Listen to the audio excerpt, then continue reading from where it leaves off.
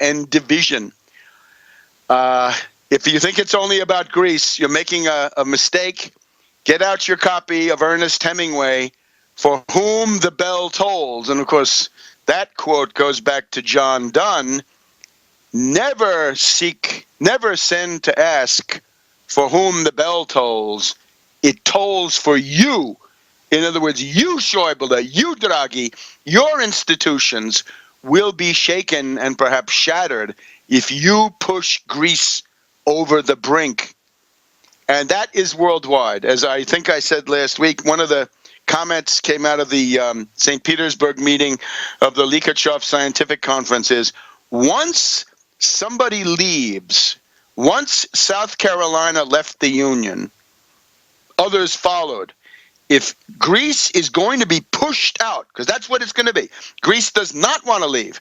The overwhelming Greek public opinion is they want to stay in it, and with good reason. With normal, rational administration, it's better to be in the European Union than to be outside. Why? Because if you're outside, you will be destroyed by speculation. You will be destroyed by credit default swaps on your national bonds, and your currency will become negative value, and your living standard will collapse, and your poverty will increase. Ask the people in Iceland.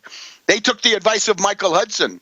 They didn't take my advice to declare a debt moratorium. And what happened? Their interest, the level of their currency collapsed. And that meant, since everything is imported, that their living standard also steeply declined. So that's For Whom the Bell Tolls. Now, there's even more. In the last couple of hours, we've got Tsipras here. Yesterday we saw Caruso Cabrera on CNBC, and she had two faxes. One was the Greek proposal of the last couple of days, and the other was the Troika, the institutions proposal. And she pointed out, well, there are these two competing things. Tsipras calls upon the European institutions to withdraw their proposal, to take it back. It's clearly unrealistic. It's absurd.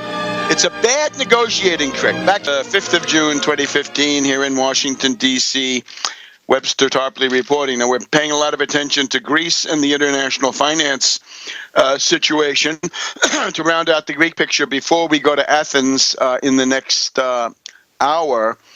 Tsipras, speaking in the Greek parliament today, has pointed out that the proposals of the creditors are unrealistic.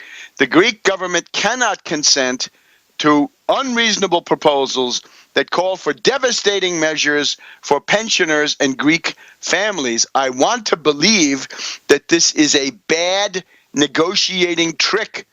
It's an unpleasant surprise. We will not succumb to the irrational blackmailing demands of our creditors. So they've told the IMF that the 300 million euros are coming at the end of the month. The Troika is running the institutions. Tsipras goes on. It's clear that even the markets know that we don't want a big blow-up, so the time is running out for Greece and for everyone. So you're getting signs of capital flight increased. You're getting a lot of pressure on Greek bonds, right? The basis points, the spread, as the Italians always say, lo spread has gone up. Gisselbloom must be some kind of toxic weed.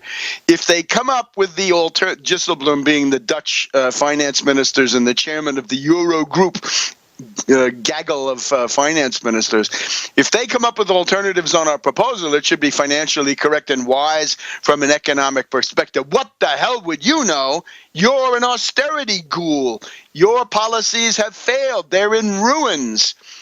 They claim, Olivier Blanchard, IMF chief economist, claims that the IMF, the Eurocommission, and the European Central Bank have made reasonable proposals. Olivier, Quelle honte! Be ashamed of yourself. That is not the case. So, what do we have? 74% of Greeks want to stay in the euro, and it would be better. But I think, as Tsipras is showing, there are limits. And one of the things is maybe the 300 million euros that they had were needed for pension payments. They don't want to default on pensions, rather default on the IMF than on pensions. If Schäuble is determined to destroy the euro, there's nothing I can do here to save it. And I think that's what some people are concluding. However, now, we're looking for Portugal and the Bloco de Izquierda, the leftist bloc, to come on in. Spain, Podemos is a real force, even if Iglesias is fishy and a rotten apple. We've got all kinds of stuff going on here. Madame Lagarde, has told Yellen, keep your rates at zero, or else.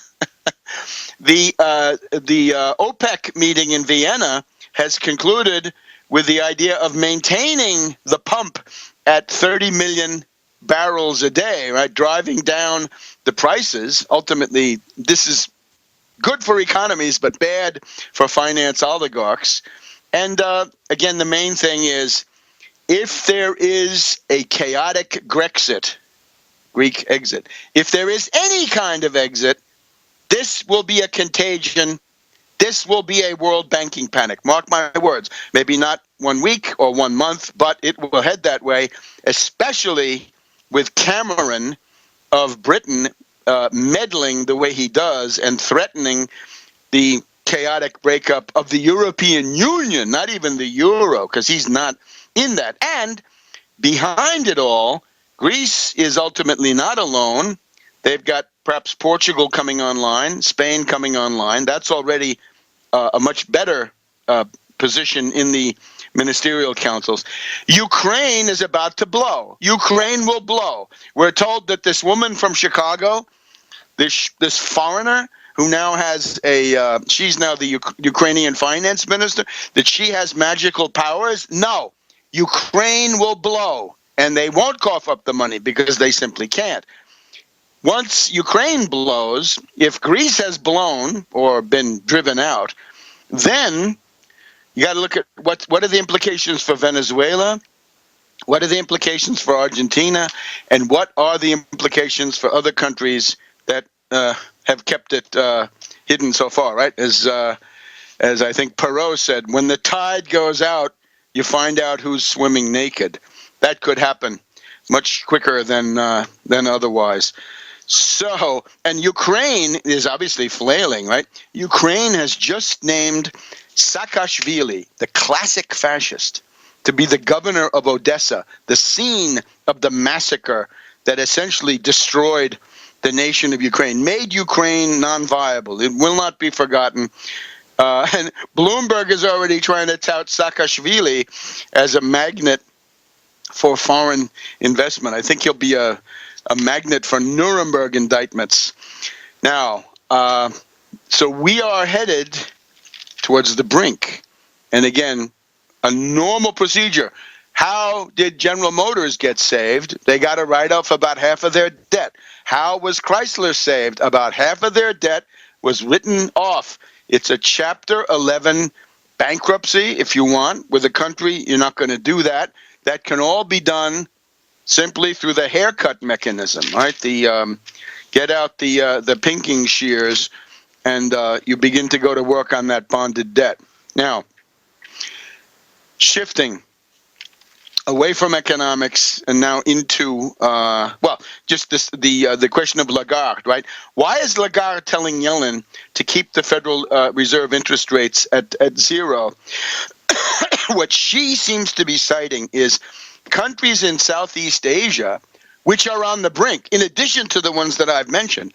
Countries in Southeast Asia that are on the brink, they're teetering, and the idea is if the U.S. interest rates go up, a lot of that Southeast Asian debt is bonded debt in U.S. dollars.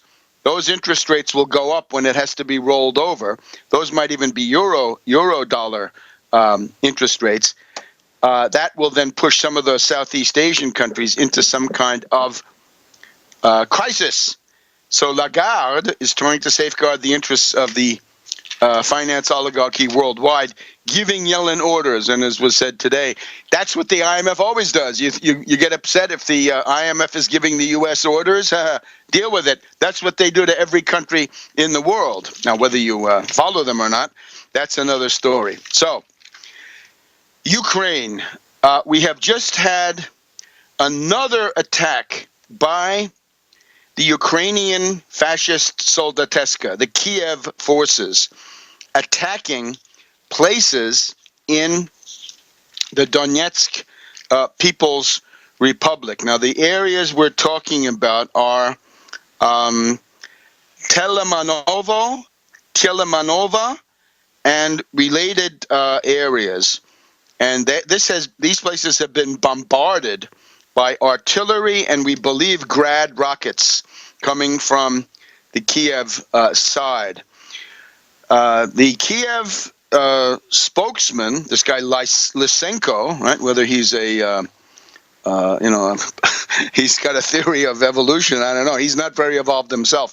Lysenko says that the Kiev forces now officially refuse, to pull back tanks and heavy rocket launchers and heavy artillery from the front line.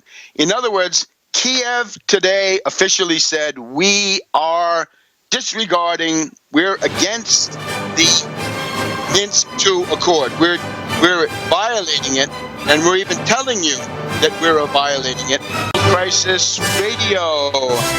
So the fighting on the territory of the Donetsk People's Republic is in the area of Maryinka, Maryinka, and Krasnochorivka, outside Donetsk. Now, I'm guessing that these places are in that critical area northwest of Donetsk, close to the Prokofiev International Airport. And it looks to me like this is the following. There was just a conference in Paris about the situation there in Ukraine, eastern Ukraine, at the European Union. And this seems to be the gambit of Poroshenko and Yarosh, his fascist right-hand man. They want to blow this up because obviously the Ukrainian artillery starts firing. They announce that they're not pulling back according to the Minsk. They say, we are officially violating the Minsk II Accord, says Poroshenko and his forces.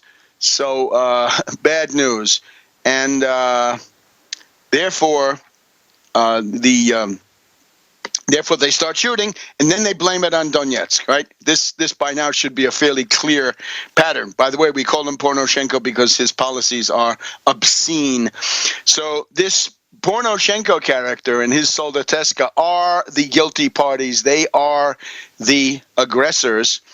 And now we're left with, the calls are now multiplying that there should be no lifting of the sanctions on Russia, and indeed that they should be increased. Well, the sanctions are obviously a major irritant. However, economically, the effect is not that much, as a distinguished Russian educator told me the other week in St. Petersburg. Right, the average Russian doesn't feel it.